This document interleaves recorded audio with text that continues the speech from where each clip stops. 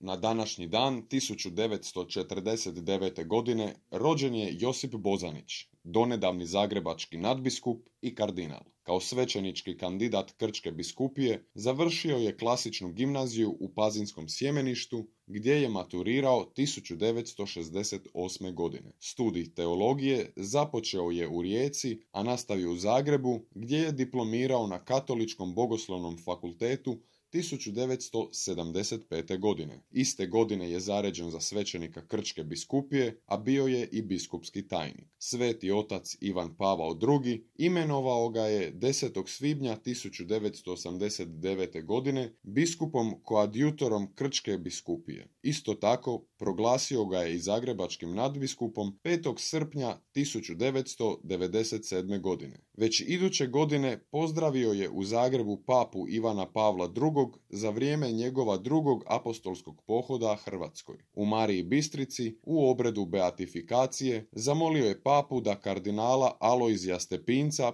proglasi blaženim. U subotu 15. travnja 2023. Papa Franjo prihvatio je odreknuće od službe zagrebačkog nadbiskupa kardinala Josipa Bozanića. Time je nadbiskup koadjutor Monsignor Dražen Kutleša postao zagrebački nadbiskup.